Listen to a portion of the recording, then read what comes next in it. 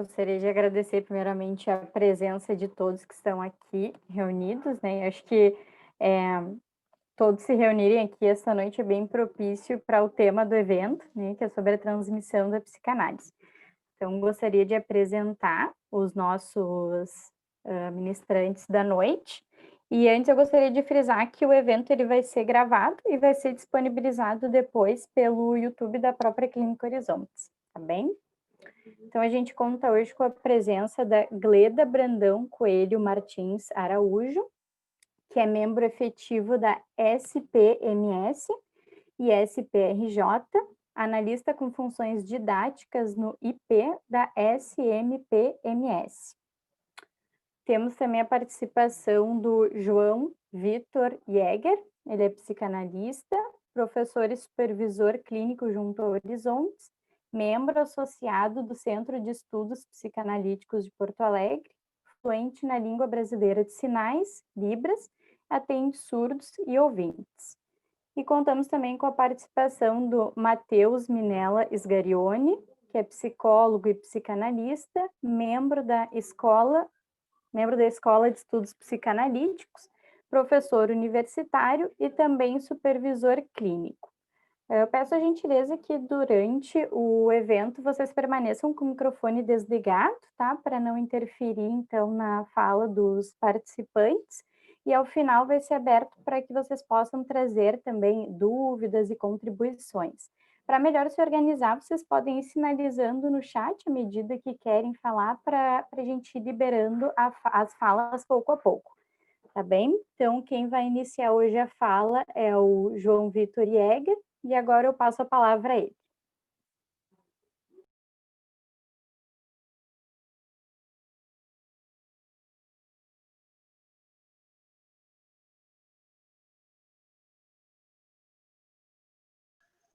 Oi, boa noite. O áudio dele está desligado.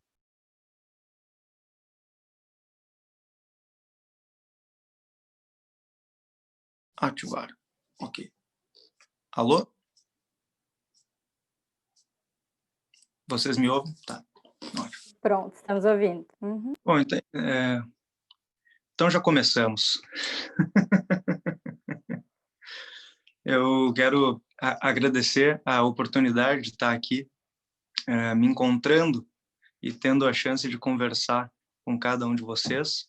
É um prazer fazer parte da Horizontes e também dessas possibilidades de transmissão daquilo que é o nosso pensamento e hoje, mais do que isso, o pensamento sobre a própria transmissão da psicanálise, que é o tema com o qual a gente vem, lidando. Eu queria, já tendo começado, e acho que é ótimo que começou, com o áudio desligado, né? Eu fui falando quase que num silêncio, né? Eu gostaria de ler um trecho do Samuel Beckett para dar início àquilo que eu gostaria de comentar. No livro O Inominável, as primeiras 3 perguntas que Samuel Beckett se faz e nos faz, e faz com que a gente faça também. Onde agora? Quando agora? Quem agora? Sem me perguntar isso, dizer eu. Eu acho fundamental começar ao mesmo tempo nos colocando nesse agora e dando a chance que a gente venha a se descentrar desse lugar. E, para mim, isso é a chave, a ferramenta fundamental no que é a transmissão da psicanálise. Por onde que eu vou indo? O Lacan, que é um autor com quem eu tenho me afeiçoado, abre no seu primeiro seminário, este aqui, ele diz assim: o mestre interrompe o silêncio com qualquer coisa, um sarcasmo, um pontapé, talvez até com o microfone desligado. E ele segue: o mestre não ensina ex cátedra, uma ciência já pronta. Dá a resposta quando os alunos estão a ponto de encontrá-la. Eis a posição que o Lacan assume e eis a posição que o Lacan nos convida também a assumir nisso que seria uma função de transmissão da psicanálise.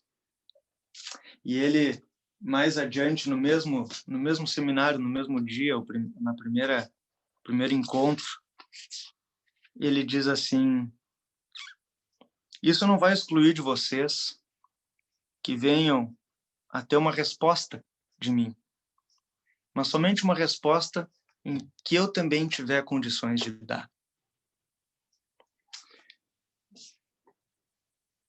E aqui me faz pensar nisso que é a transmissão da psicanálise, né? O que se transmite quando se transmite psicanálise? Uhum. E algo que me acompanha e começou, né, a ebulir ainda mais quando eu me vi diante desse impossível, né, vou colocar como impossível, é o conteúdo dos textos, as teorias escritas, ou tudo aquilo que é já sabido e já publicado, isso está aí e sempre vai estar, né? Então, logo, enquanto a gente ainda tiver acesso ao material, aos livros, às gravações, esse conteúdo, ele é da ordem do conteúdo já sabido. Ele é um material. Agora, tem algo que, imagino, só sobra naquilo que é essa dimensão do que se pode transmitir, que está para além de todo e qualquer material já sabido e já publicado, que seria a possibilidade de encontrar coisas novas naquilo que talvez já se sabe, e mais do que isso, a possibilidade de, no encontro com o outro, receber do outro algo que ele nos dá sem que possa ter. E aí que, né, me apoio no que o Lacan nos ensina, de que amar é dar o que não se tem. É justamente oferecer algo que está para além daquilo que a gente pode suprir, daquilo que a gente pode oferecer, está para além do texto, né, publicado, é essa dimensão da transmissão. E quando eu me deparo com esse tema, quando eu me deparo com esse ofício, eu também me vejo diante desse abismo que é o limite daquilo que eu tenho, né? Para me arremessar a lançar aquilo que eu não tenho para quem se disponha ao encontro.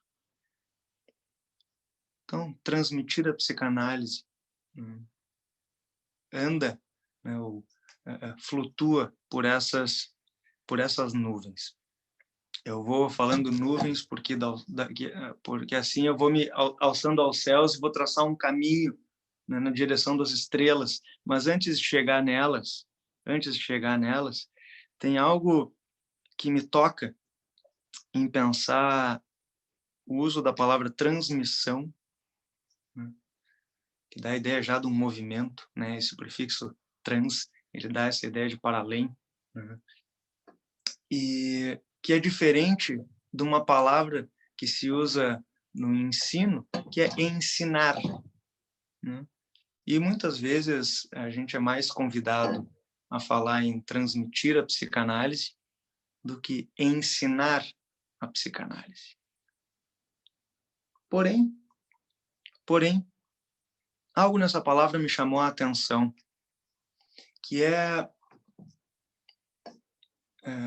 no ensino, né, no latim insignare, né, no italiano ensegnare, é justamente colocar um signo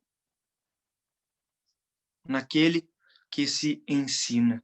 Então, ensinar, de certa forma, né, na sua herança etimológica, a gente pode pensar que ela é essa possibilidade de, quando se ensina algo a alguém, essa possibilidade de deixar uma marca. Uma marca como um signo, e talvez um signo como um símbolo. Isso que encontra, então, a sua parcela perdida outrora. E E eu vou indo por esse caminho, né, do ensinar e pensando nessa herança etimológica, pensando nas heranças e naquilo que a gente herda. E me lembro de uma vez, né, ter ouvido nessa dimensão das palavras, né, que o aluno é aquele que recebe, ou que não tem luz e recebe a luz do seu professor, no português, né, o professor que professa, né, alguma coisa.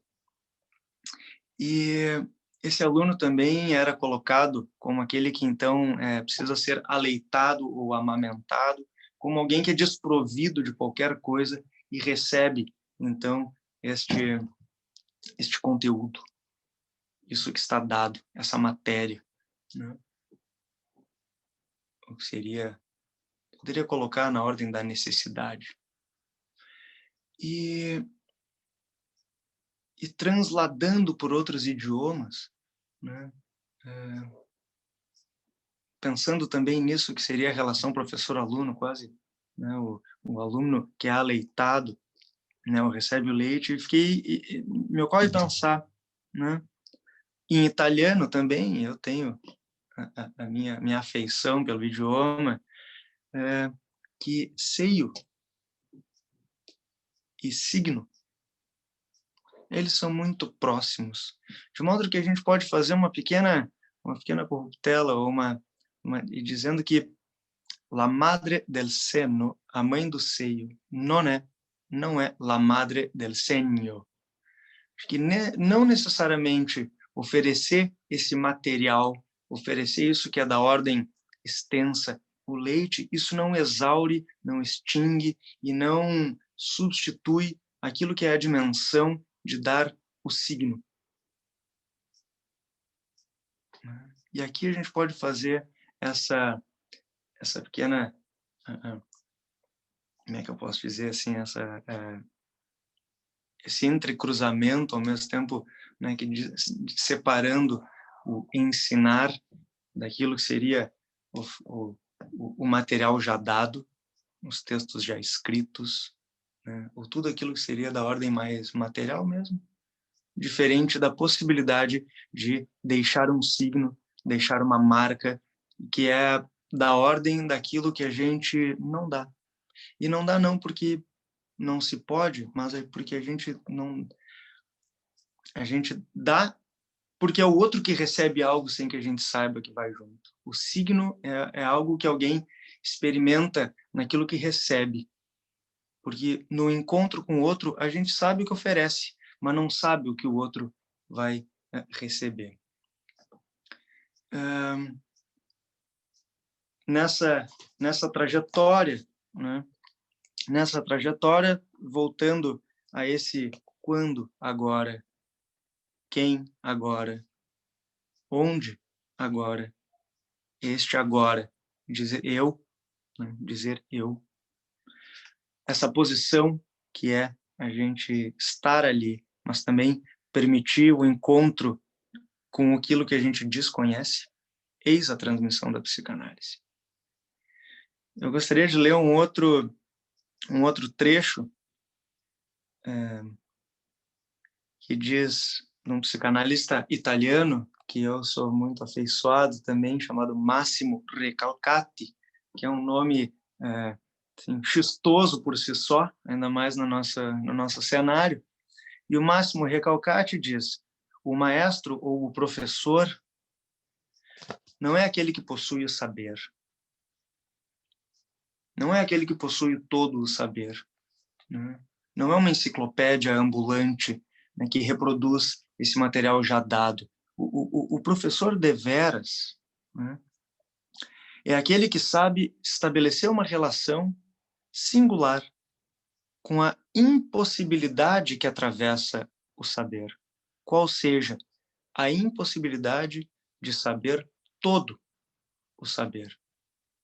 E aqui, né, diante desse abismo do impossível, transmitir a psicanálise, para além de oferecer uma série de compilações textuais, né, mas estar diante desse impossível, que é aquilo que o outro vai absorver do que eu entrego sem saber, né? Tá, diante dessa fenda do impossível, antes eu estava olhando para as nuvens, e das nuvens eu quero soltar agora que já é noite, para as estrelas, né?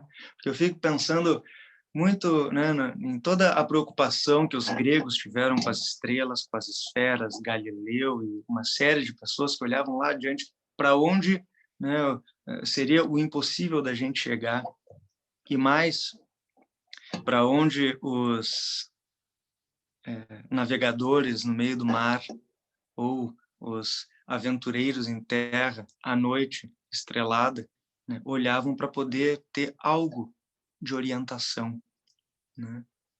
Eles se orientavam com as estrelas, e as estrelas lhes indicavam o caminho. Eu digo isso porque estrela, em grego, é sideros, que dá para o italiano uma parcela da palavra desidério, que a gente translada no português para a palavra desejo. Pois quando transmitimos a psicanálise diante do abismo do impossível, nesse encontro com o não saber, quando a gente estiver meio perdido entre tudo aquilo que a gente já sabe, é para as estrelas que a gente olha, é pelo desejo que a gente se orienta. E eu deixo uma pequena pausa para seguir a conversa com Matheus, Gleda e os colegas. Obrigado por hora.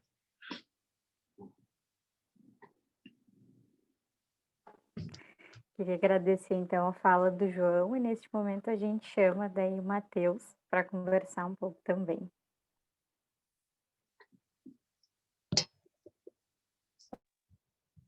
Boa noite, pessoal.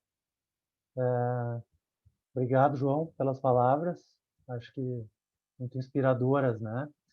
Quero agradecer o convite de estar aqui com vocês e dizer que esse é um tema bastante importante para mim, apesar de eu ser um recém-chegado na área da transmissão, né, da psicanálise, porque venho trabalhando principalmente no ambiente universitário faz mais ou menos 1 ano e meio só. Sou filho de professora, né? Minha mãe, durante toda a vida profissional, trabalhou em escola, na docência, também em outros cargos, mas sempre envolvida com ensino. E acho muito interessante essa reflexão que o João traz, né? Da gente poder situar uma diferença que talvez surja entre os campos da psicanálise e da pedagogia, né? Se na pedagogia nós trabalhamos, ou se trabalha, com esses dois elementos, né, do ensino e da aprendizagem, em que há uma busca por um certo controle daquilo que é ensinado e daquilo que é aprendido, né? Na psicanálise nós vamos ter esse outro termo que é a transmissão. Então, que naquilo que ensinamos tem algo que transmitimos, mas que não controlamos, né? Então isso está dado de entrada. Nós não controlamos aquilo que transmitimos em psicanálise, né? Acho que interessante também a gente pensar nesses ofícios impossíveis, né? Também que o João evocou e que o Freud, digamos assim, a moda de um desafio nos coloca, né? Quando ele diz que educar, governar e psicanalizar são ofícios impossíveis. Então a gente poderia pensar, mas então por que nos dedicarmos a eles, né? Bom, vamos pensar o que essa ideia de impossível pode produzir, né? Talvez impossível em uma perspectiva de ter esse controle a respeito do que se transmite, né? Talvez impossível na medida em que o Freud falava de que há uma impossibilidade de educar a pulsão, né? Que havia sempre algo da ordem de um resto. e talvez impossível na medida em que temos que convocar um laço social para podermos nos deparar com essas atividades, né, esses ofícios. Então, fico pensando, né, nessa dimensão de perguntarmos o que se transmite em psicanálise, afinal, né? Se não controlamos, se talvez transmitamos algo que não sabemos que estamos transmitindo, se na medida em que tentamos ter algum controle, algo que passa, de fato, nos escapa, né? E como que a gente pode pensar a transmissão da psicanálise na universidade? Então, nesse campo que fundamentalmente trata da transmissão de um saber sob a perspectiva de um conhecimento, né? O conhecimento em sua dimensão consciente, né? Eu sempre costumo conversar com os alunos quando em aula, né, a respeito do tripé psicanalítico, né, e deixar claro que tem algo da psicanálise da formação psicanalítica que não se esgota nessa atividade de estudo, de leitura, né, quando recorremos aos textos.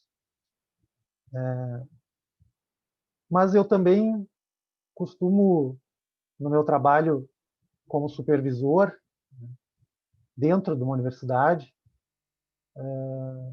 pensar o quanto também essa outro pé do tripé, né, que seria a supervisão, quanto também ela gira em torno de um impossível. E acho que isso os supervisionandos testemunham, né, quando trabalhamos juntos, essa, digamos, esse posicionamento de tratar a possibilidade de um saber como não todo, né? Então, claro que diante de um certo ímpeto por conhecer, advindo do próprio discurso da universidade, se busca no contato com a prática clínica de um estágio, uma clínica escola, como o local em que eu atuo, se busca conhecer o caso, se busca entender o que se passa nesse caso, né? Se busca responder às perguntas a respeito de o que fazer, né? Como eu atuo, como eu intervenho, e que acho que o que nos socorre, de fato, é a possibilidade de nos posicionarmos em relação à falta de um saber que dê conta dessas perguntas, né? Então, a pergunta, o que se transmite quando se busca ensinar a psicanálise, né? Talvez a gente possa pensar que a gente transmite justamente a falta. Mas a falta em que sentido, né? Somente a falta como ausência, como vazio, ou a falta como possibilidade de um equívoco naquilo que na estrutura do saber se propõe como unívoco, né? Então, a pergunta sobre a técnica ou sobre como intervir num caso, em supervisão, me colocou a pensar a respeito, né, dessa limitação do saber e dessa questão a respeito do que a gente aprende dessa experiência, né? E eu cheguei a uma conclusão provisória, que não dá conta de forma satisfatória, né, dessa questão, que talvez a busca por um aprendizado, se é que a gente pode dizer isso, em relação à prática clínica da psicanálise, ela precisa passar pelo aprendizado de uma escuta, antes do aprendizado de uma técnica, de uma intervenção, de uma aplicação de um método, né? E que talvez aprender a escutar seja uma tarefa muito mais difícil, né? E que exige de fato, muito mais do que leitura e conhecimento dos textos, para que a gente possa, de alguma maneira, desconstruir aquilo que coagula o sentido de um saber imaginarizado, né? Então, que a gente possa escutar desde um lugar que falseia o sentido, desde um lugar que acolhe essa falta constituinte do campo da linguagem.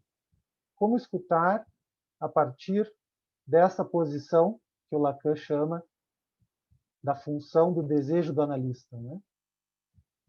Então, como transmitir a falta nesse ambiente universitário, sendo que é a falta que estrutura a função desejo do analista. O que seria, né, a função desejo do analista? Não é o desejo de um analista, né? Mas seria, então, esta posição da escuta que leva em conta que na estrutura do outro, do grande outro, para Lacan, na estrutura da linguagem, falta um significante. Ou seja, há uma impossibilidade da totalização desse campo do saber. O saber não recobre a verdade de maneira completa, né? Esse campo, ele resiste a se constituir como um campo completo. E que bom, né? Que bom que ele resiste, porque isso que nos permite esse desidério, né? Esse desiderare, esse sair da posição siderada.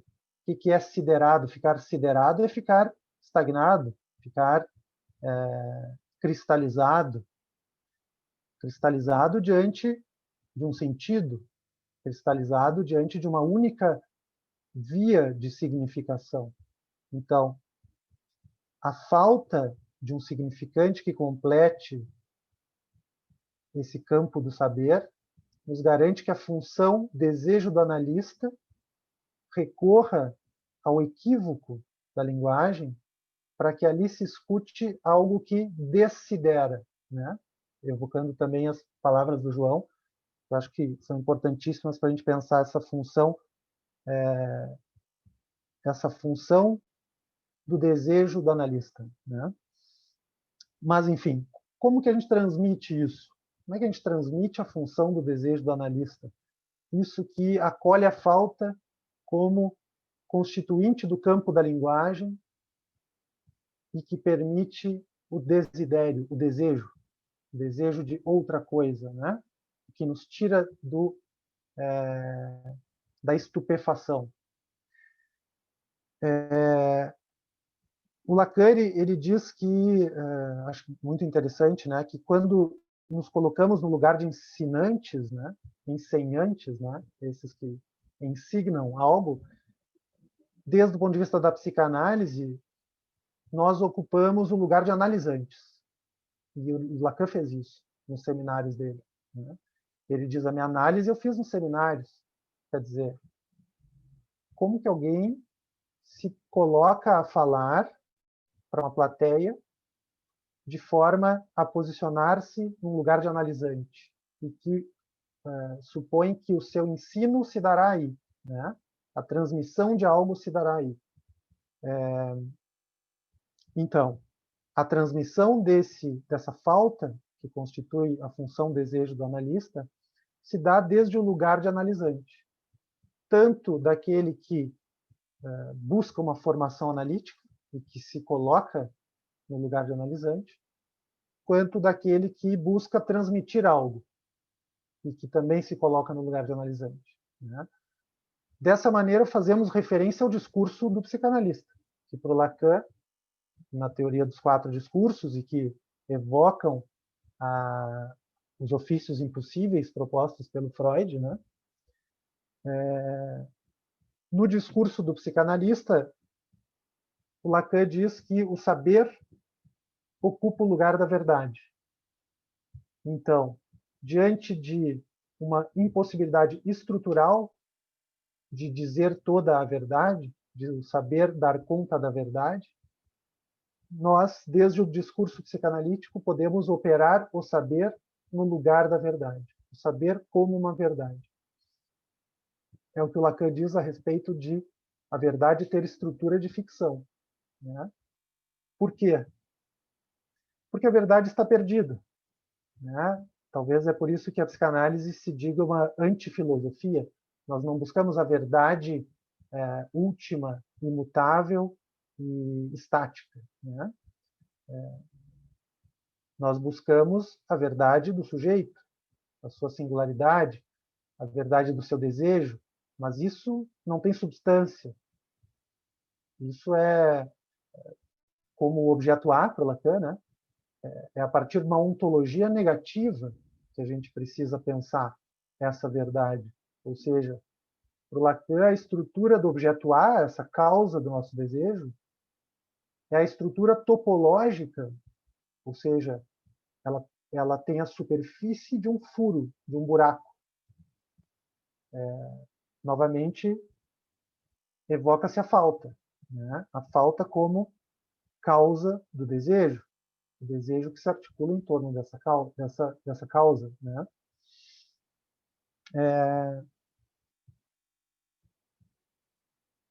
Esse furo, né? Esse furo no campo do saber, ou essa impossibilidade do saber dar conta da verdade, como é que nós transmitimos isso num ambiente universitário em que o que comanda é a produção do conhecimento, é a instrumentalização do saber em prol, muitas vezes, de uma lógica capitalista, em que se vende um saber, se vende um certificado, se vende uma formação, né? É um grande desafio. Na verdade, eu coloco a pergunta, mas não sei responder, né? Como eu disse, eu sou recém-chegado.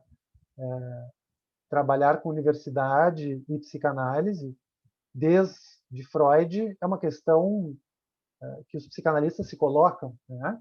O Freud se pergunta: deveria a psicanálise ser ensinada na universidade? De um ponto de vista da psicanálise, do psicanalista, o Freud acha que não faz falta para o psicanalista que a psicanálise se ensine na universidade, porque o psicanalista ele tem a instituição psicanalítica, né? Agora, para a universidade, talvez seja interessante que lá esteja a psicanálise. O Freud faz referência à formação psiquiátrica, né? E ele diz que algo saibam da psicanálise, isso é interessante, isso é importante. Hoje a gente poderia dizer em relação à psicologia, né, que quem aspira à formação de psicólogo, algo saiba da psicanálise, tenha notícias da psicanálise, isso é importante, né? Mas, enfim, não quero me estender muito para esse momento mais introdutório, né? E deixemos a palavra circular e podemos prosseguir em seguida. Então, muito obrigada pelas tuas contribuições, né, Matheus? Acho importante, assim, ressaltar que a partir, das perguntas que tu pôde deixar no ar, né, a gente introduz, então, a fala da Gleda.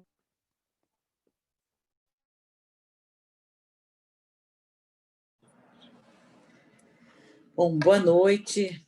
É um prazer partilhar a mesa com o Matheus e com o João, que trouxeram de uma forma instigante a questão da transmissão da psicanálise, e agradecer o convite do Instituto Horizontes, agradecer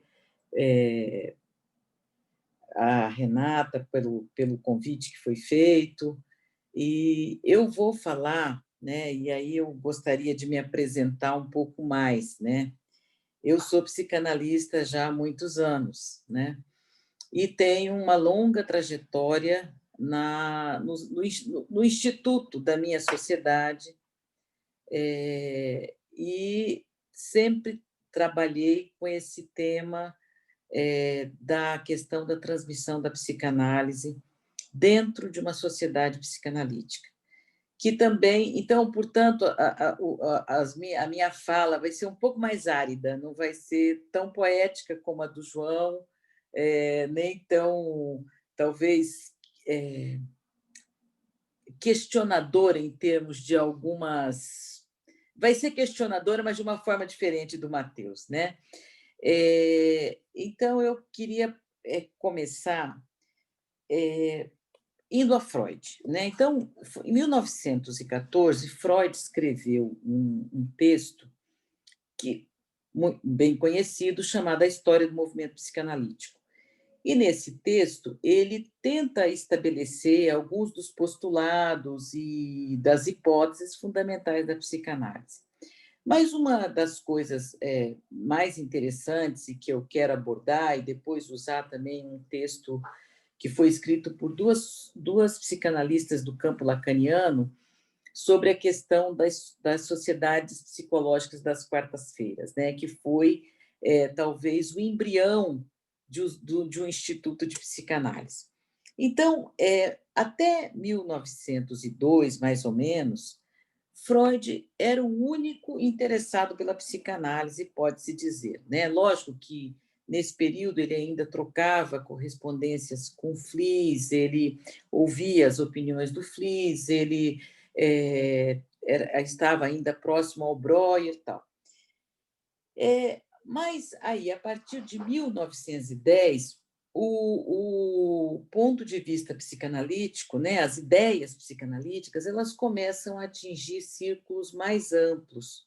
E também onde começam as primeiras dissidências, né? Aí vale lembrar a questão do Jung, Adler e tantos outros que foram dissidentes, né, que discordaram das ideias do Freud, a partir, lógico, do próprio Breuer, né, que não aceitava muito bem a teoria da sedução, nem a teoria da sexualidade, e os dois acabaram se afastando. Em 1908, o Freud vai a Clark University, nos Estados Unidos, e tanto ele quanto as ideias dele são muito bem recebidas, de um modo geral, né?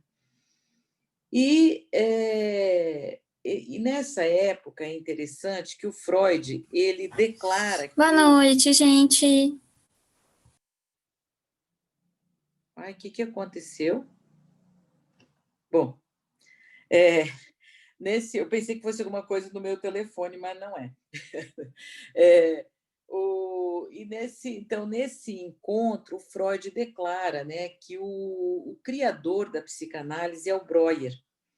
E ele é até criticado depois por isso, porque, na realidade, o método catártico tinha sido criado pelo Breuer.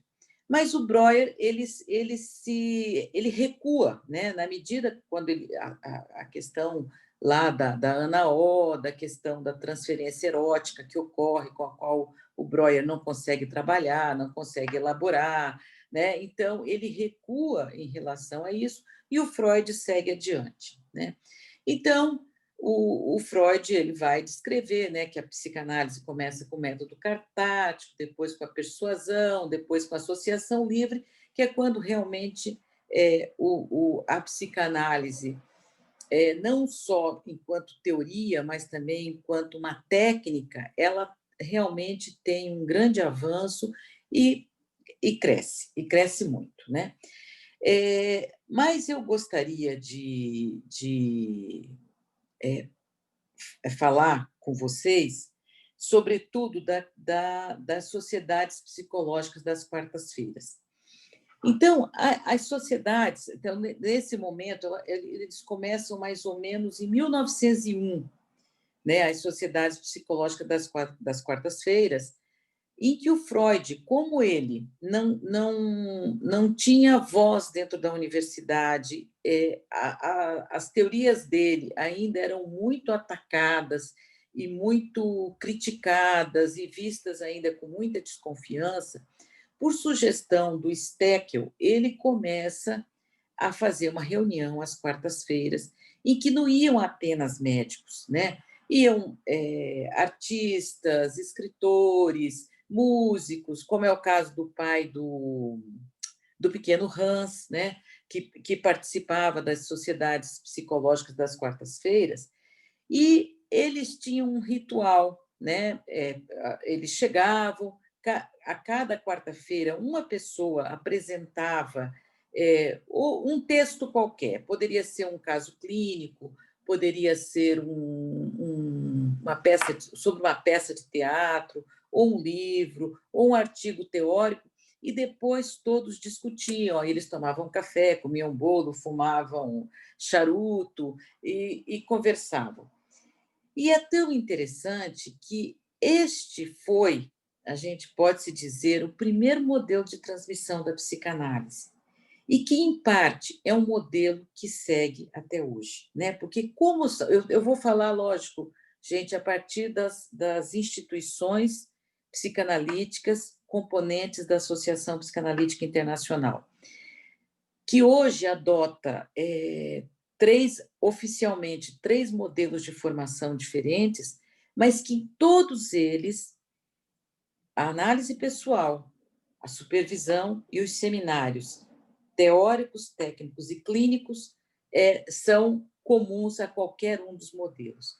Então, o que são os nossos seminários dentro dos institutos? Claro que hoje a gente tem um programa, um currículo que é seguido, quer dizer, cada instituto tem o seu currículo, cada instituto trabalha, né, privilegia mais alguns autores ou algumas vertentes psicanalíticas do que outros, mas, de qualquer forma, um texto é preparado e as pessoas se sentam juntas e conversam sobre aquilo, né? Então, essa sociedade psicológica das quartas-feiras pode-se dizer que foi um embrião do modelo da formação psicanalítica, né? Lógico que, na época, não tinha ainda a análise didática, essas questões todas, mas foi como começou. Bom, e nesse período, quais foram as pessoas que se juntaram? Pessoas extremamente importantes na história do movimento psicanalítico, que foi o caso do Otto Rank, que foi primeiro contratado para poder escrever as atas, né, das sociedades, das reuniões, dessas reuniões das quartas-feiras.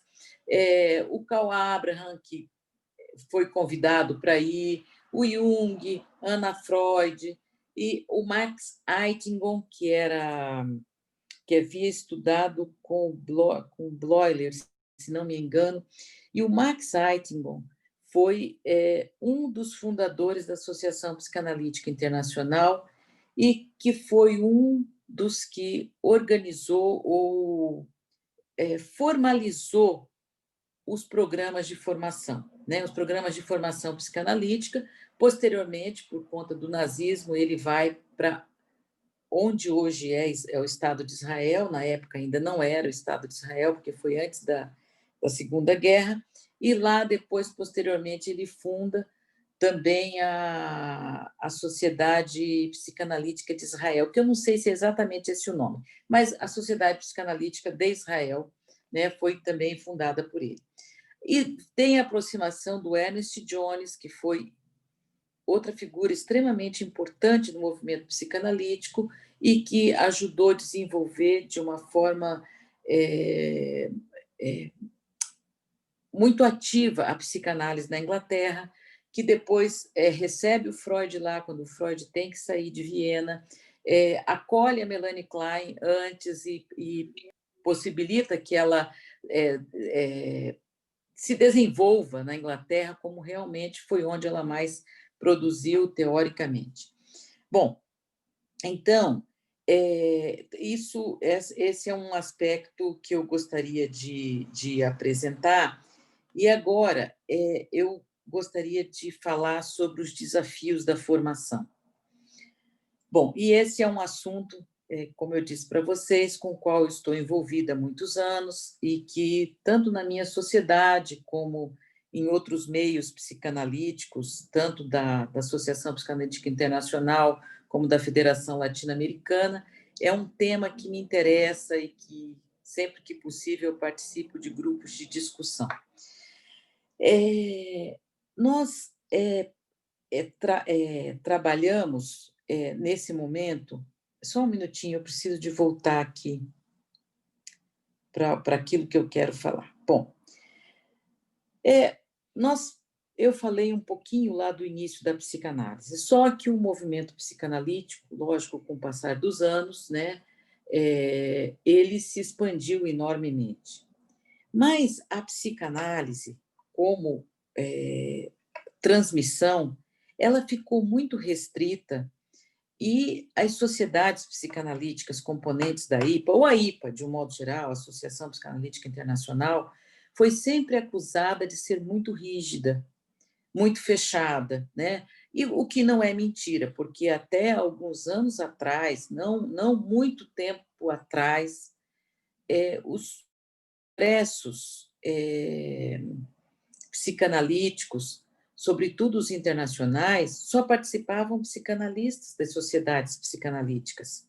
Inclusive, os candidatos para participarem, naquela época, né, de um congresso, ele tinha que receber uma autorização do diretor do instituto para poder ir a um congresso, para poder participar de um congresso. Então, isso vem se modificando de alguns anos para cá, e hoje todos os congressos, de um modo geral, sejam os brasileiros, os latino-americanos, os congressos regionais, locais e o da Associação Internacional, estão abertos a qualquer pessoa que queira assistir, né? Eles são totalmente abertos. Lógico, com algumas exceções, tem algumas sessões fechadas, mas de coisas muito mais ligadas a questões burocráticas do que a discussão da psicanálise.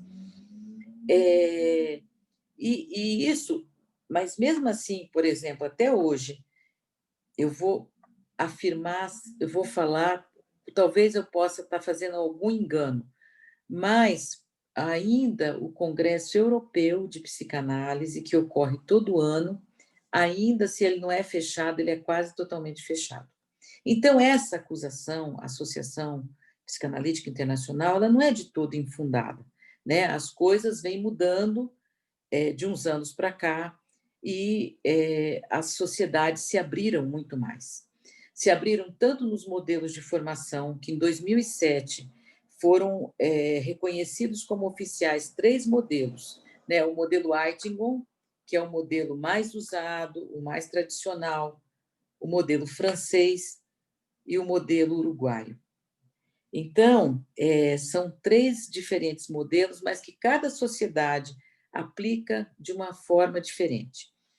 No Congresso de 2017, que foi em Buenos Aires, foi aprovada a flexibilização do modelo Eitingon, porque o modelo Eitingon previa 4 sessões, de 4 a 5 por semana, dos candidatos à informação. Então, em 2017, passou a ser de 3 a 5. Então, cada instituto decide qual a quantidade, né, de sessões vai ser preconizada por semana para os seus candidatos.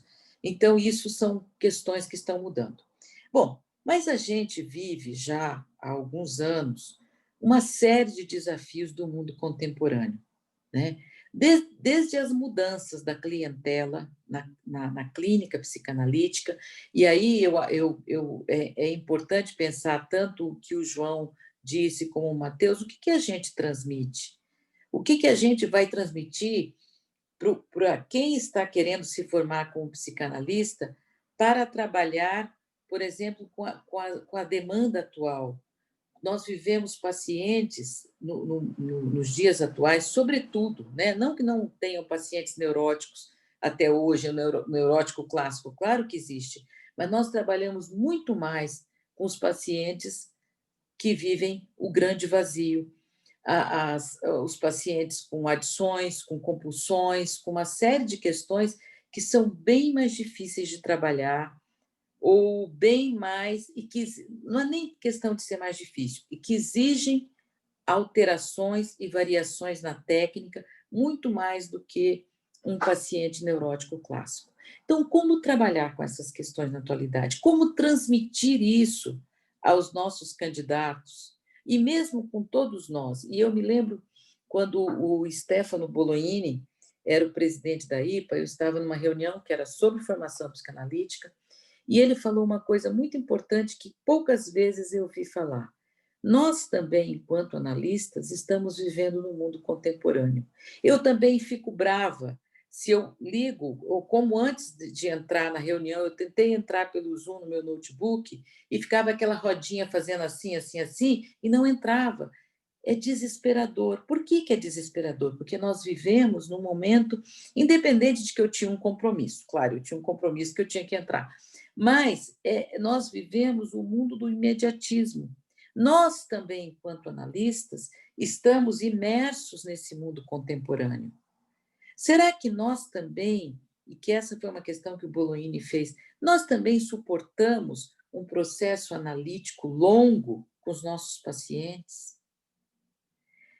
Dando a eles a oportunidade de aprender a simbolizar, aprender entre aspas, né? Aprender a simbolizar, aprender a representar.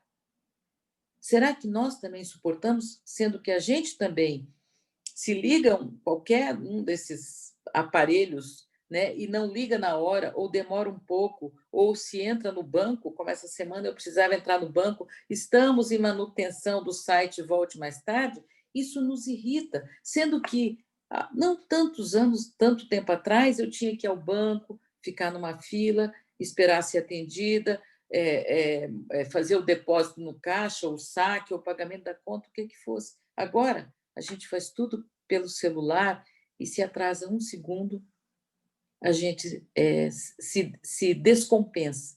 Então, nós também estamos inseridos neste mesmo mundo que os nossos candidatos e que os nossos pacientes. E eu acho que este é um desafio importante. Isso é algo importantíssimo de se pensar, não só na transmissão da psicanálise, como na questão da técnica e da clínica. Bom, o outro grande desafio, e que a Associação Internacional já vinha lidando com isso, porque após a queda do Muro de Berlim, com o surgimento de países que viviam sob regimes totalitários, abriu uma nova área, ou não é uma nova área, um novo espaço de transmissão da psicanálise. Então, países que antes talvez tivesse um ou outro psicanalista, mas não tinham sociedades, não tinha formação, foram em busca de uma formação psicanalítica nos padrões da Associação Psicanalítica Internacional. Isso levou a IPA a criar um instituto que lá na Europa tem um nome de uma pessoa que é um nome imenso, então eu não vou saber dizer. E, por exemplo, na América Latina, criar o Instituto Latino-Americano de Psicanálise em parceria com a Federação Latino-Americana de Psicanálise. E qual era o objetivo? Qual é o objetivo desses institutos? Levar a formação psicanalítica onde tenha interesse em países onde não existem psicanalistas. E aí está o outro desafio. E a questão da análise? Porque naqueles países, por exemplo, eu fui uma vez dar um seminário em Honduras. Eles têm um grupo lá, mantido, patrocinado pelo ILAP e pela IPA.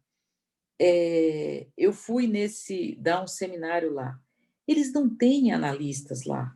Então, as pessoas tinham que se deslocar para outros países ou tinham analistas que faziam o que é chamado da shuttle analysis, que é o analista vem, fica uma semana naquela cidade, faz análise, várias sessões, e depois as outras sessões eram feitas por Skype, por exemplo, né? por alguma plataforma. Na época que eu fui lá, que foi 2016, o mais conhecido mesmo era o Skype, não tinha todo esse desenvolvimento que está tendo agora. Então, isso se tornou um desafio, porque requereu, novamente, mudanças na técnica. E a Associação Psicanalítica Internacional vem lidando agora, nesses últimos meses, né, nesses últimos anos, não é nos últimos meses, nos últimos anos, com a questão de promover uma análise, uma formação psicanalítica 100% remota. Análise à distância, supervisão à distância, seminários à distância. No momento em que foi criado um grupo de trabalho para estudar este tema e de que forma isso poderia ser feito e quais as consequências disso, começou a pandemia, né? Porque esse grupo de trabalho foi eleito em janeiro, na reunião da diretoria da IPA, da qual eu, no momento, faço parte, eu sou representante pela América Latina. Foi eleita esse grupo em janeiro. Em fevereiro, o problema já começou a estourar na Europa, já começou a ficar grave na Europa, né? E depois, em março, praticamente no mundo todo, né? E aí, a IPA teve que fazer o quê? Liberar todos os institutos para seguir com as suas formações 100% remotas. Análise, supervisão e seminários. Este é um novo desafio, mas porque a gente não sabe, quando eu digo isso, desafio, não estou dizendo que é ruim ou que é boa, eu acho que tem que ser pensada, tem que ser estudada. E em vários momentos, quando eu tive que trabalhar com isso, não só na minha clínica pessoal, com os candidatos que eu acompanho em análise, em supervisão, como dentro do instituto da minha sociedade, do qual eu faço parte, da comissão coordenadora do instituto, pensar sobre isso, eu me pergunto, se Freud estivesse vivo neste momento, com a curiosidade que ele tinha, com o interesse que ele tinha por tudo que é humano, pela grande resiliência que ele tinha e pelo destemor que ele tinha de enfrentar os obstáculos, como ele enfrentou, será que ele não enfrentaria com entusiasmo esse desafio? Mas uma coisa eu acho que é importante. Freud sempre disse que a psicanálise é um método clínico de investigação. E nunca pode deixar, não importa se a gente trabalha 1, 2, 5, se trabalha de maneira remota, presencial, meio a meio, não vem, ele tem que ser um método clínico de investigação. Nós não podemos deixar de pensar, de questionar aquilo que nós estamos fazendo, de questionar como que isso está impactando nos nossos pacientes, em termos da instituição, como isso está impactando na formação psicanalítica, como isso está impactando na transmissão da psicanálise. Então, ele disse, é um método clínico de investigação, é um método de pesquisa e é uma teoria que se retira tanto da pesquisa como da investigação clínica. Então, eu acho que o mais importante nesse momento que nós estamos vivendo um momento único na história, que nós não sabemos o que vai dar. A Europa já está na segunda onda da Covid, nós não sabemos o que vai acontecer, se teremos vacina, se não teremos, se de repente o vírus vai fazer uma modificação, ficar pior ou se tornar quase inócuo, como aconteceu com o vírus da gripe espanhola. Nós não sabemos, mas eu acho que a gente nunca pode parar de investigar, nunca pode parar de pensar sobre a transmissão psicanalítica. É isso, muito obrigada. Muito obrigada, Gleda, pelas colocações. Agora temos uma pergunta no chat, que eu vou ler daí para que vocês possam responder, e é da Alessandra. Ela pergunta o seguinte: na verdade, seria possível entender a transmissão da psicanálise como multilateral, por se tratar de uma troca?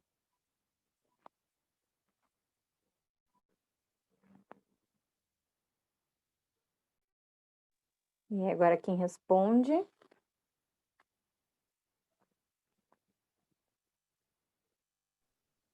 Eu não entendi bem o que seria multilateral. É multilateral essa a expressão usada? Isso. Se a Alessandra quiser abrir o microfone para daí perguntar, então, e diretamente para os convidados, pode também, tá, Alessandra? Fica à vontade. Oi, boa noite a todos. Seguindo justamente a fala da Gleda, o que dá a entender, né, quando ela vem falando do encontro das quartas-feiras, né, por se tratar aí a gente pode entender aí como o começo da transmissão, né, conforme ela falou, e eu acho que foi muito bem colocado, o que dá a entender é que, na verdade, a transmissão ela é multilateral, porque a partir do momento em que a gente faz uma reunião com um grupo de pessoas, onde cada um coloca aquilo que pensa, aquilo que tem observado relacionado a algum determinado assunto que foi colocado em pauta, a gente está tendo uma troca. Seria isso? Olha, eu penso que a transmissão, a gente tem que pensar em várias facetas, né? Eu tentei, na minha fala, privilegiar a transmissão dentro das sociedades, a transmissão interna, na formação de novos psicanalistas. Mas quando a gente faz um evento, por exemplo, vamos fazer um evento cultural para discutir um livro, ou um filme, ou uma peça de teatro, ou sobre uma situação sociopolítica qualquer, né? E enquanto, digamos que um psicanalista esteja presente e ele vai falar enquanto psicanalista e tentar fazer um entendimento psicanalítico de uma questão, né? Seja cultural, social. É uma forma de transmissão. Eu acredito que isso é uma forma de transmissão. Quando uma cadeira de psicanálise é dada na universidade, não é uma formação de um psicanalista, mas é uma forma de transmissão da psicanálise, do conhecimento psicanalítico. E, nesse sentido, vários cursos superiores estudam. Por exemplo, no direito, eu tenho 2 filhos que são advogados, eles tiveram na cadeira de psicologia criminal, eu acho, conceitos psicanalíticos, né? E conceitos psicanalíticos bem importantes no sentido de entender a questão da criminologia, né? Então, ou na pedagogia, ou na medicina. Eu acho que são maneiras de transmissão da psicanálise, mas é uma outra faceta da transmissão. Né? Isso que a gente está fazendo aqui é uma transmissão da psicanálise. Não é uma formação psicanalítica, é uma transmissão da psicanálise voltada... Nós estamos estabelecendo uma troca. Tem 3 pessoas que falaram, as pessoas, vocês todos, provavelmente, têm questionamentos, perguntas, ideias a respeito, concordam, discordam do que foi dito, né? E isso é uma forma de transmissão da psicanálise. Te respondi? Sim, respondeu sim. Muito obrigada.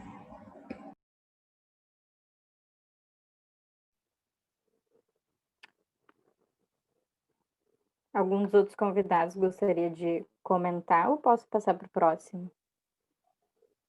João, pode falar, então, por gentileza. Eu vou baixar a mão aqui, levantei a mão. Depois que eu aprendi a levantar a mão de forma virtual, né, o meu mundo mudou. Apertar o botãozinho ali.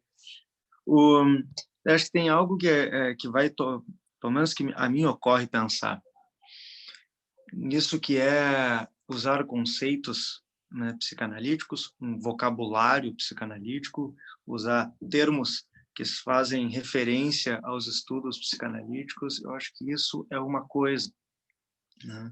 É uma coisa. Agora, tem um outro aspecto que a gente precisa, pelo menos me ocorre, considerar naquilo que é a transmissão da psicanálise, e aqui a gente já está assumindo a psicanálise como quase que um objeto, né, ou visando a uma substância daquilo que seria a psicanálise. Porque tem algo que imagino estar num outro caminho, né, em paralelo a esse, mas que é, como a Gleda lembrou, né, de que o Freud diz, a psicanálise é uma pesquisa clínica, né? E quando a gente fala de uma pesquisa clínica, ou um caminho pela clínica, no sentido daquilo sobre o qual a gente se inclina, né, ou se dedica, a gente é convidado a pensar também desde aquilo que a gente chama de transferência. E a transferência como essa relação estabelecida entre, né, vamos dizer assim, um e o outro.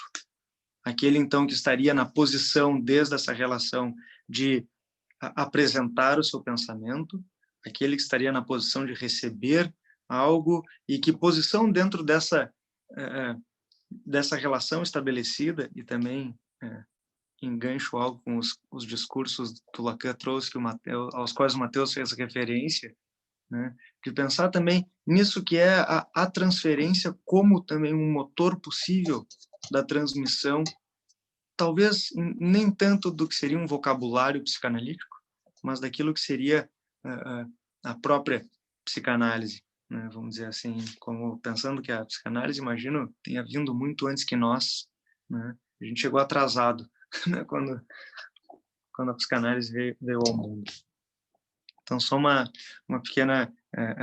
pequeno complemento, né? Acho que absorvendo essa ideia de multilateral, né? E essa possibilidade de posições a se assumir diante da relação com o outro. E só mais uma questãozinha, quando a Gleda traz as reuniões de quarta-feira do Freud, né? Recentemente vinha estudando o texto do Banquete, do Platão, e os convivas no banquete, eles fazem a mesma coisa, sentam-se em torno de uma mesa e elencam um tema a ser discutido. No banquete é a deusa Eros, né? O amor. E em grego, essa palavra, né, o banquete é symposium, que é da onde então vem a raiz para o que a gente, dentro das instituições, também cria como um momento de transmissão os simpósios.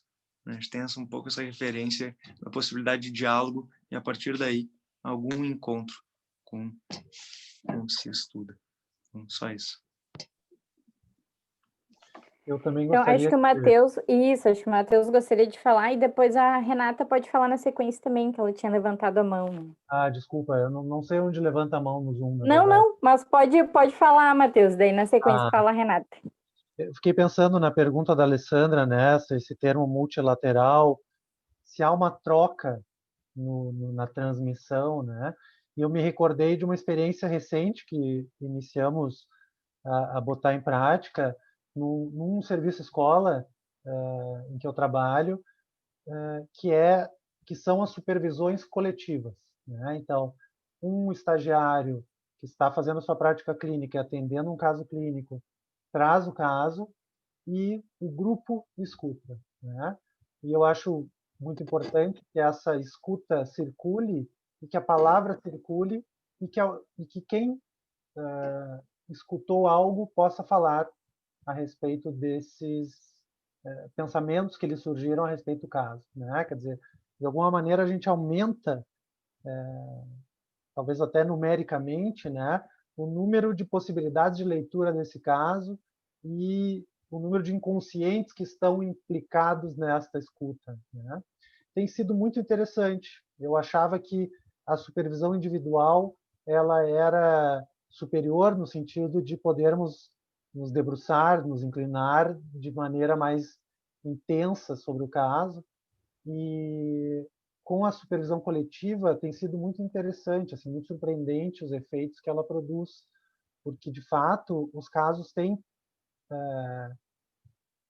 sido escutados de uma maneira, de diversas maneiras, né? E isso tem contribuído para a condução desses casos. Então acho que há sim aí, talvez, não sei se uma troca, né? Não sei se algo multilateral, como foi dito, mas com certeza uma experiência ampliada dessa possibilidade de escuta.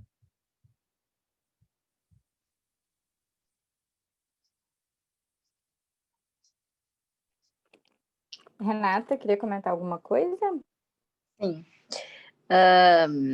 Bom, primeiro eu queria agradecer aos três, ao João, ao Matheus e à Gleda pelas colocações, né? Acho que o João traz, assim, essa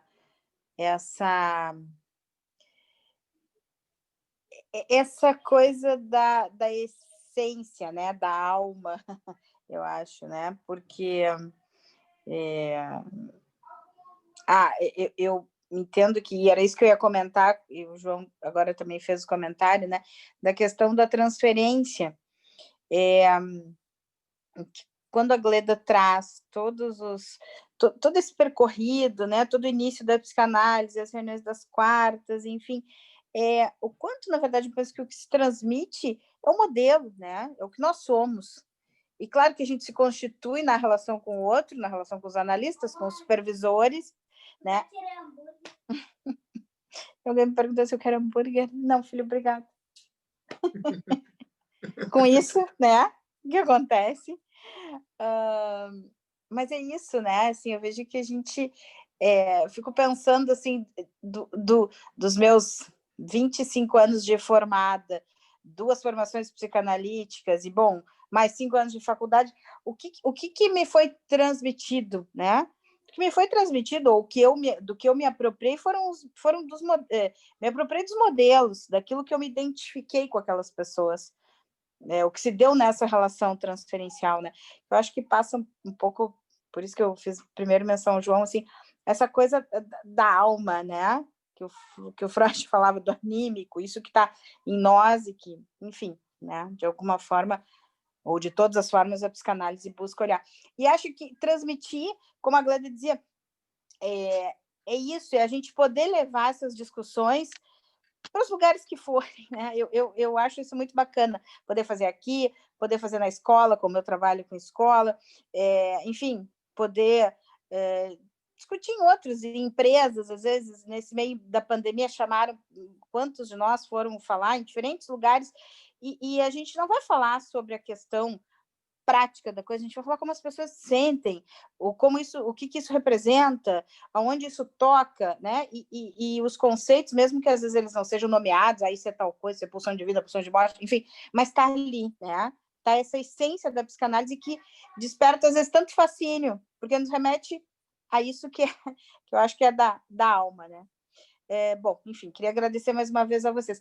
Queria que a Gleda pudesse falar mais um pouquinho desse momento mesmo, né? Ela tocou nesse assunto do como a IPA está pensando, e eu me lembro que logo no início ali da pandemia, eu li uma reportagem que tinha saído que, acho que em fevereiro, um dos comitês tinha se reunido, enfim, um grupo tinha se reunido na China, se não me engano.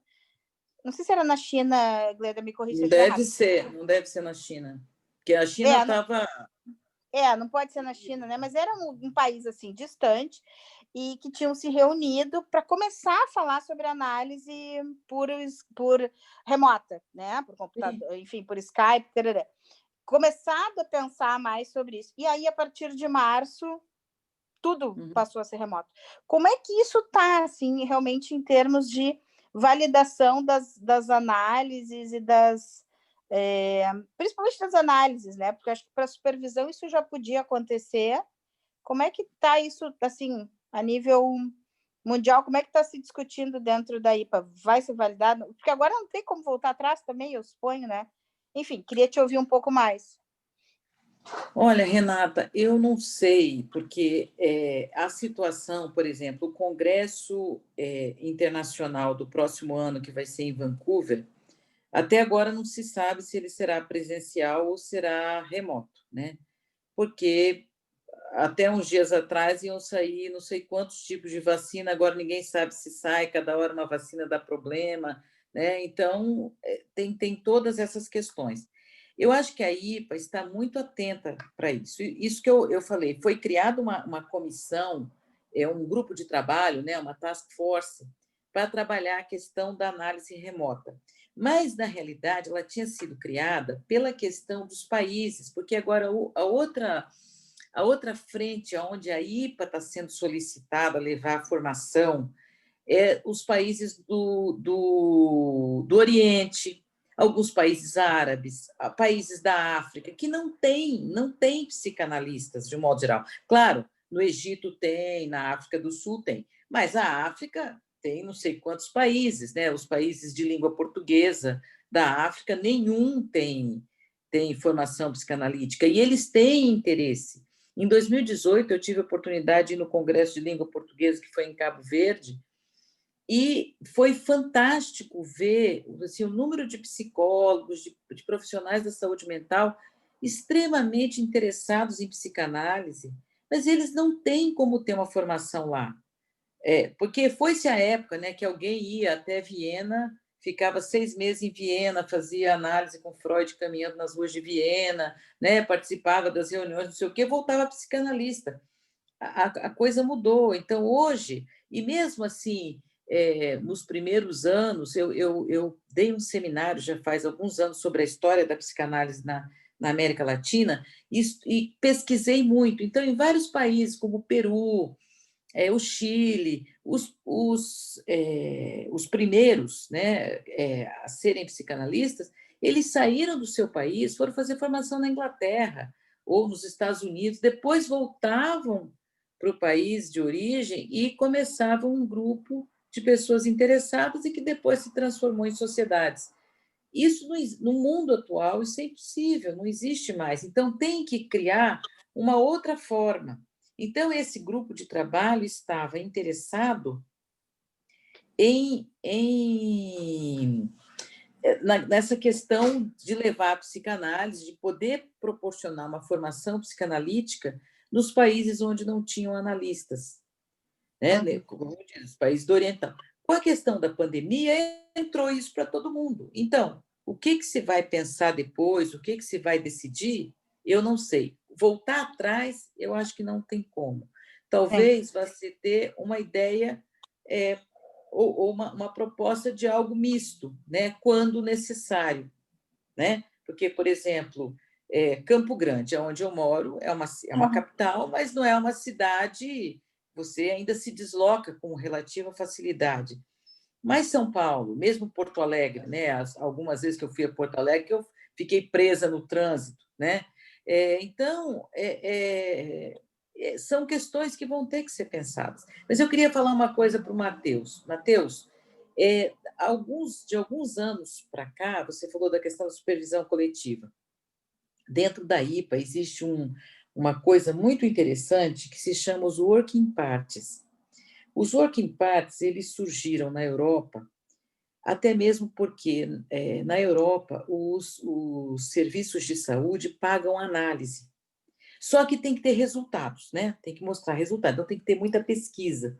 E eles fazem muita pesquisa clínica na Europa. Então, os working parties eles ocorrem, agora todos os congressos têm, no brasileiro, no latino-americano, no internacional, eles ocorrem antes do congresso, e é assim, por exemplo, alguém leva um caso clínico e durante um dia e meio, colegas de várias regiões do mundo, né? Aí, no caso, tem latino-americano, tem europeu, tem norte-americano, tem asiático, tal, discute um caso. Infelizmente, faz algum tempo que eu não consigo participar, porque por conta das minhas atividades institucionais, também nos dias que ocorrem os working parties, às vezes eu tenho reuniões, porque você tem que ficar um dia e meio disponível para isso. É de manhã, de tarde, mais o dia seguinte, né? E é muito interessante isso. E quando se trabalha, então, com pessoas de diferentes lugares do mundo, ou mesmo no Brasil, de pessoas de diferentes regiões do Brasil, com diferentes formações, às vezes algum é mais kleiniano, outro é mais bioniano, ou mais freudiano, alguns que são lacanianos. Isso dá uma riqueza em termos da percepção do caso muito, muito, muito interessante. Essa é uma coisa muito bacana que tem ocorrido já há alguns anos, quer dizer, uma coisa que começou por uma necessidade de mostrar a efetividade da psicanálise e acabou se tornando uma atividade que tem em todos os congressos. Tem vários tipos de working parties, né? Cada um privilegia um aspecto, né? Tem a escuta da escuta, tem os... eu esqueci agora, tem uns 4 ou 5 tipos de working parties. É muito interessante. A ideia de várias num caso é muito legal. Gleda, e a FEPAL tem, né? Dos working parties eu até nunca nunca participei mesmo, que é tanto evento, tanta palestra, tanta coisa. Mas, assim, na FEPAL... Todos os congressos têm, o brasileiro da É. FEPAL em todos tem. Não, mas eu ia dizer, o da FEPAL, que eu participei um tempo e que foi maravilhoso, eram as supervisões aquelas de grupo, né?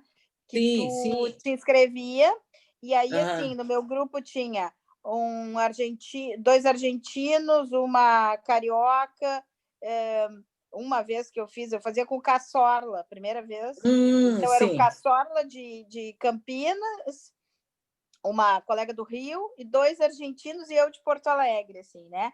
Então, isso há uns 4 anos, 5 anos atrás. Então, que naquele momento isso da internet nem era tão... Era comum, mas não era como agora, né? Que a gente está fazendo todo o tempo tudo. Então, assim, como foi rico aquela experiência, né? Depois entrei num outro grupo no ano seguinte com outras pessoas totalmente distintas. Então, isso, né? Pessoas de diferentes lugares pensando o mesmo caso. É muito, muito bom. E agora a gente está fazendo isso, não de caso clínico, mas, na verdade, essas aproximações com gente de tudo que é lugar, né? Sim, sim. Tu poderes estar hoje em Porto Alegre, porque hoje tu está em Porto Alegre, né? Tu tá na Horizonte. Mas não estou presa no trânsito. Não está presa no trânsito, exatamente. Tem essa comodidade, né? Então, esses são os benefícios aí da internet. Valesca, cadê a Valesca? Estava aí? Acho que caiu, eu tinha visto. Tô aqui. Ah, tá. Eu vi que acho que deu uma hora um problema. Tem alguns comentários ali, né, no chat. Isso, tem mais.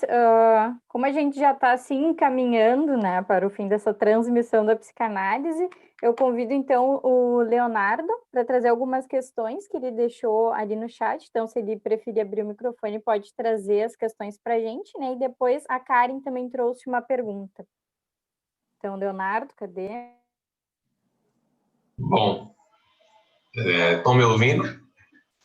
Sim. Eu penso que assim, não tem mais solução. Ou seja, a questão da virtualidade, do atendimento online é irreversível.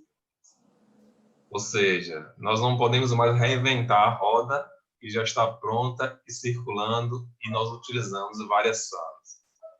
Agora, os parâmetros, a forma, os limites, a questão do processo da transferência, que nunca mais vai ser a mesma, porque um fato é você estar apenas visualizando um paciente ou um colega numa tela. Outra é o contato físico, outra é o tom de voz, o olhar, o gesto. Isso tudo interfere logicamente.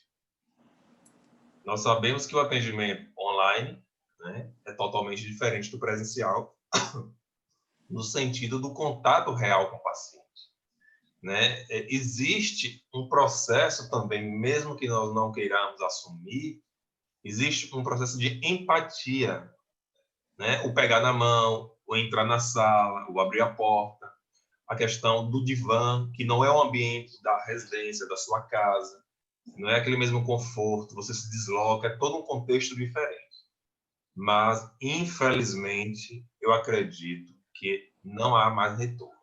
E o pior, os pacientes estão se adaptando, inclusive os que moram em cidades grandes e capitais não querem ir mais para os consultórios. A pandemia vai fazer uma mudança muito significante e eu acho que realmente os institutos, as associações de psicanálise precisam rever isso e rápido, muito rápido, porque não vejo muita alternativa e a tendência é essa. Querendo ou não, nós vamos ter que assumir mesmo. Era só isso aí. Obrigado.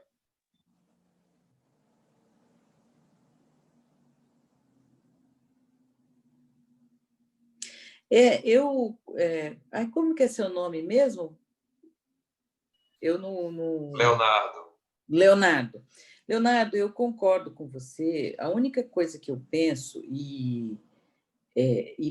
a mim me deixa um pouco temerosa, é que, às vezes, as pessoas dizem assim, não, a análise remota ou a análise online, ela funciona igual. E eu acho que a gente não pode deixar de pesquisar.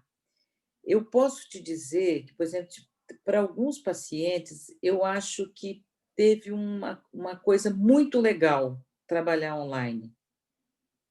E permitiu, às vezes, que trouxesse ou surgissem questões, tanto na transferência como das lembranças, das associações de alguns pacientes, de uma forma muito mais rica do que presencialmente, mas para outros não.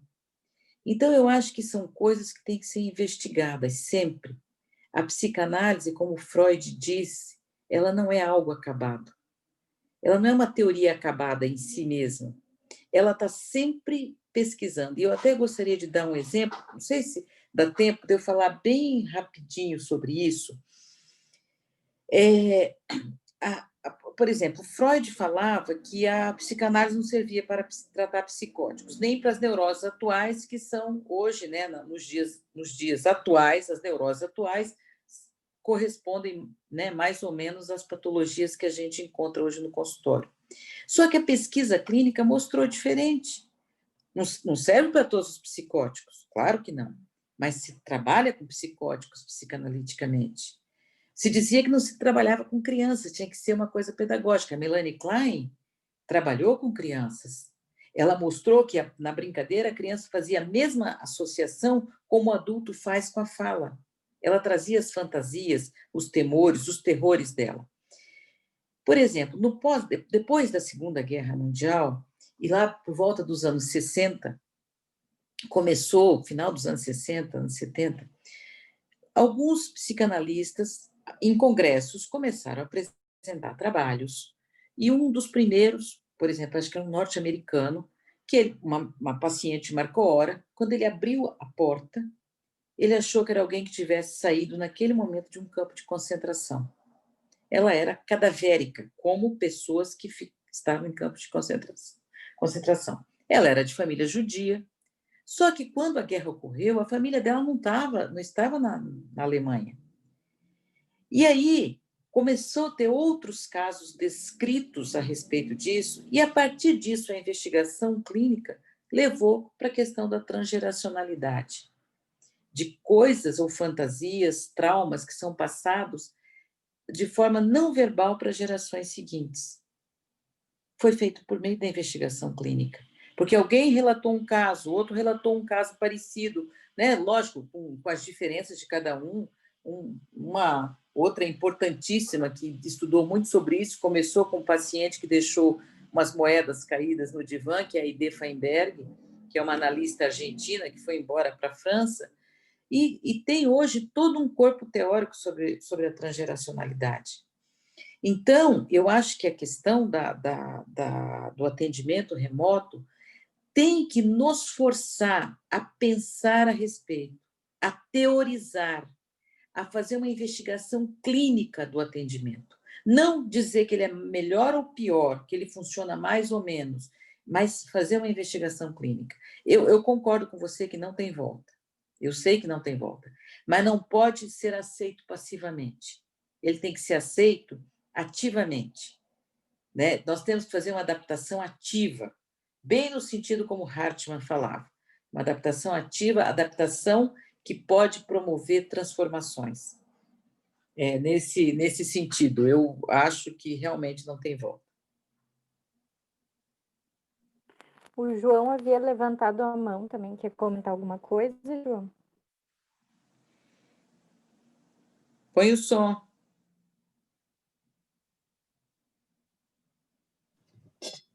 Boas, agora sim. Acho que eu vou comentar alguma coisa e já me encaminhar, né, para os finalmente, né? E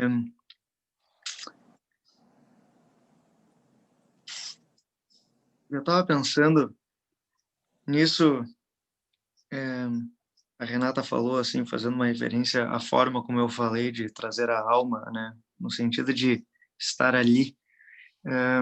Tem um psicanalista que a mim chama muito a atenção, que eu atribuo a um livro dele o signo que ficou em mim, que é que a gente precisa inventar a psicanálise a cada encontro com o paciente.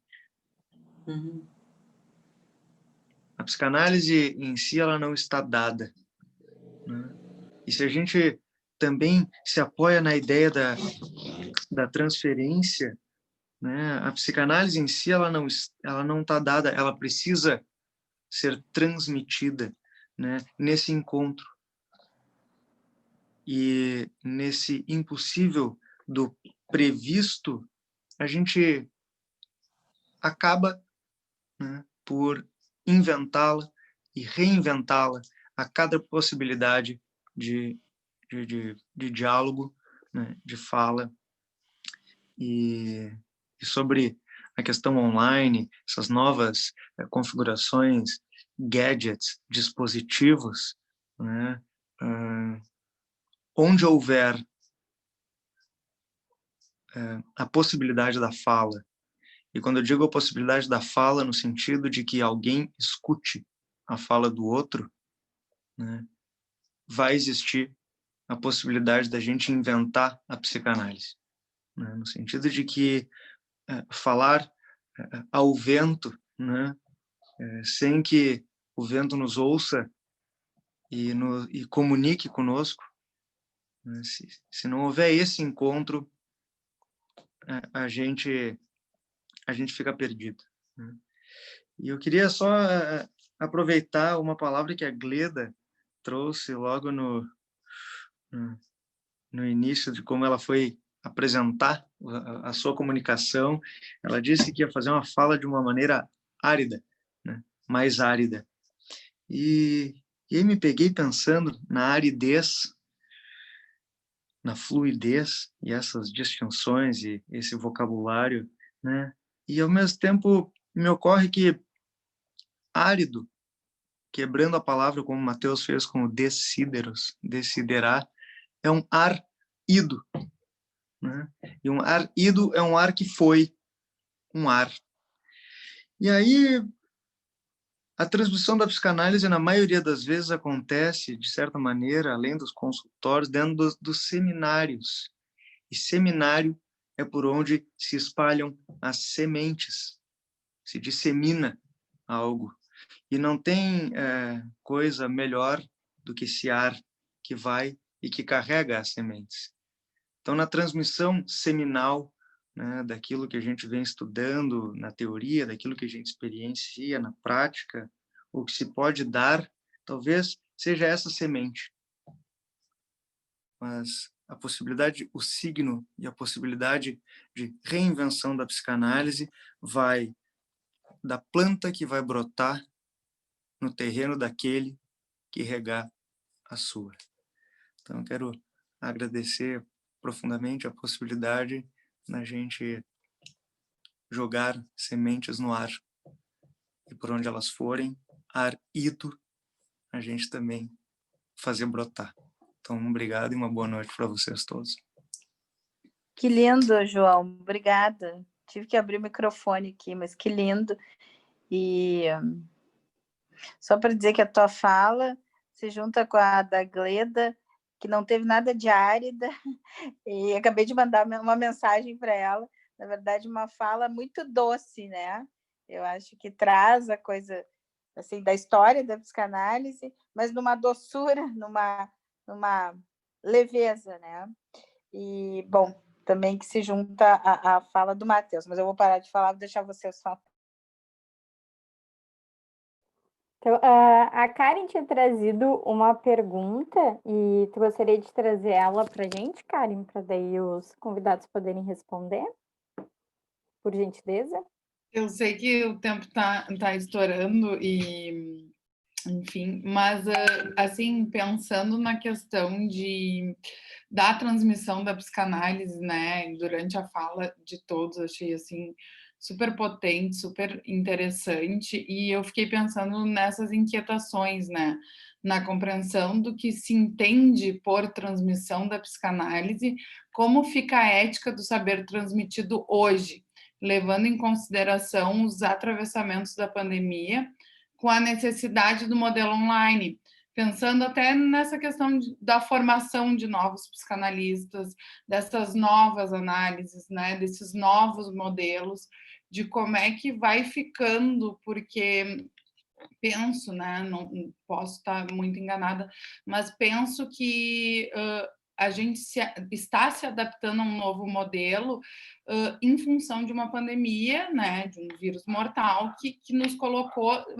dentro das nossas casas e, de alguma medida, a gente teve que, bom, seguir, né, cada um da forma possível, mas se não fosse isso, seria possível uma formação psicanalítica online?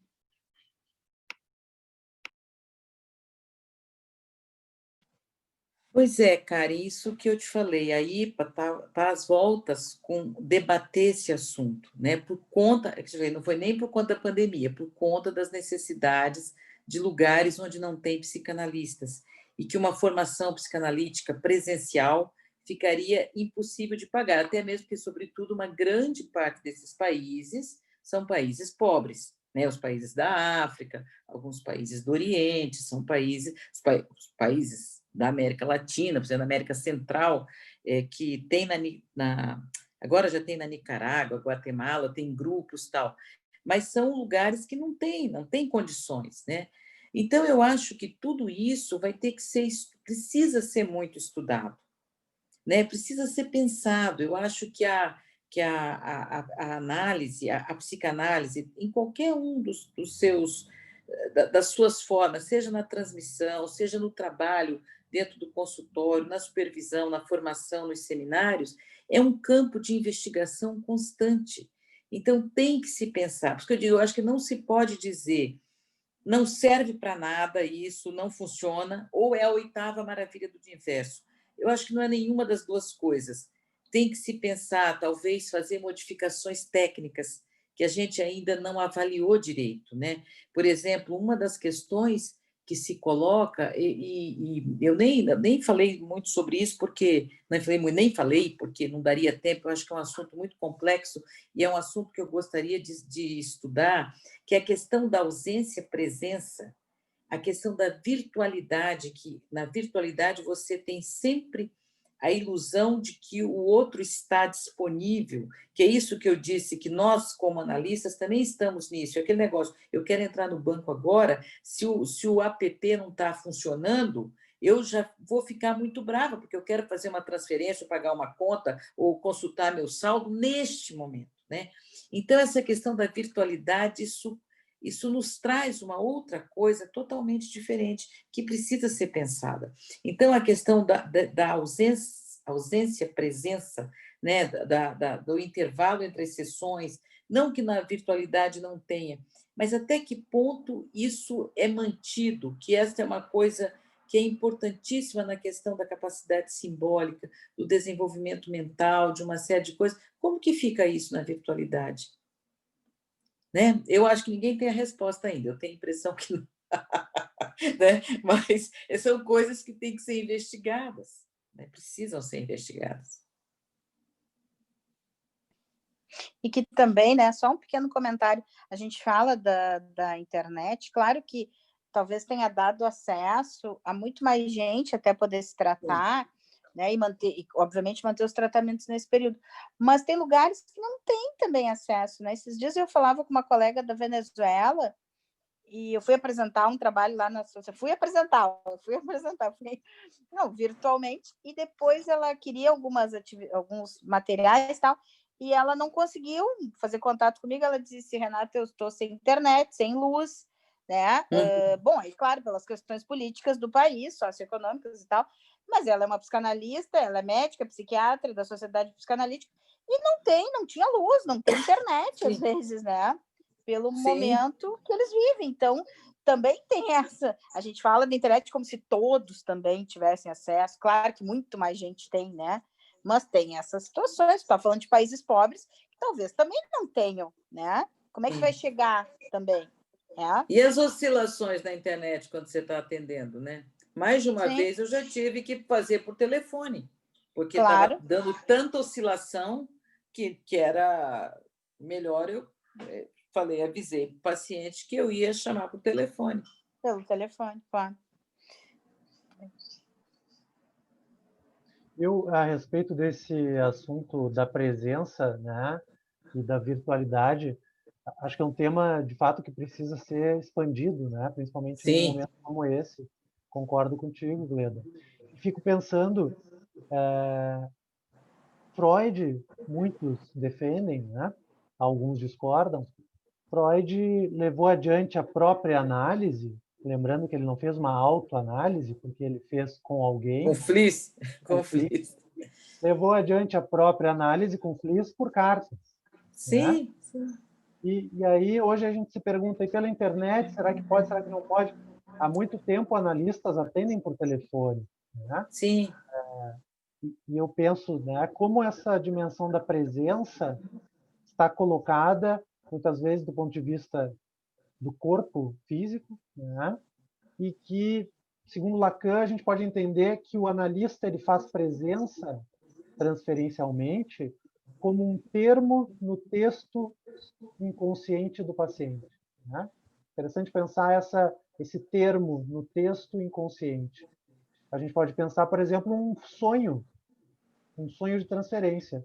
O sujeito está na sua casa, dormindo, e sonha algo para o analista. Né? Há uma presença não física, mas como termo nesse texto de sonho. Né? Então, me parece que é interessante desdobrarmos essa ideia da presença, porque, de fato, estamos atendendo sem a presença física. Né? Todos nós, psicanalistas, estamos atendendo de maneira virtual agora, e nem por isso as pessoas deixam de se analisar. Né? Podemos, inclusive, falar de casos que iniciaram sua análise após a pandemia e que nunca tiveram o nosso consultório. Né? Então, acho que é um tema instigante mesmo. Então, tá bem.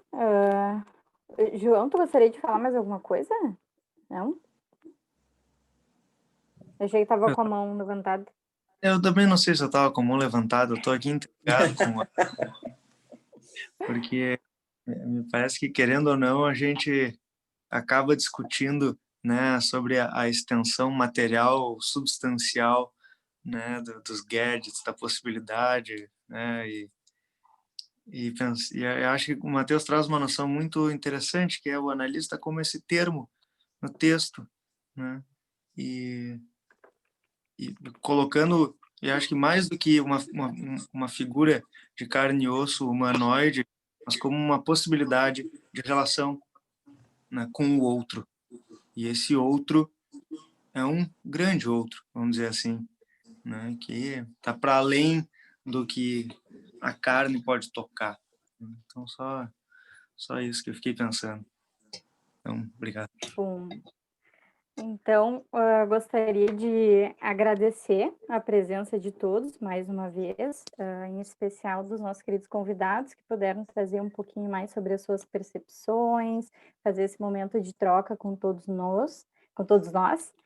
E agradecer também o pessoal da equipe técnica, né? A Kimberly e a Natália, que estão por trás também nos auxiliando, enfim, com esses recursos tecnológicos para fazer ser possível.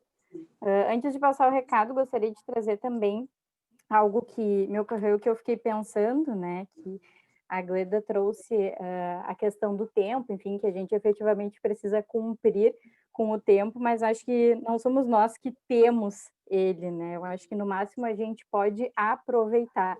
E da minha percepção, esse momento que nós tivemos de troca aqui foi bem aproveitado, né? Como uma transmissão. E claro, este tempo agora se encerra aqui, mas outros tantos, né, seguem acontecendo. Então, gostaria de deixar o convite para a semana que vem, né, para a nossa próxima quinta psicanalítica, com o título O Trabalho de Colocar a Análise no Paciente. Vai contar com o psicanalista Fernando Kunzler e com o psicanalista também Leonardo Francischelli. Os certificados serão enviados para os e-mails dos que foram inscritos e, bom, até um próximo tempo. Obrigada a todos.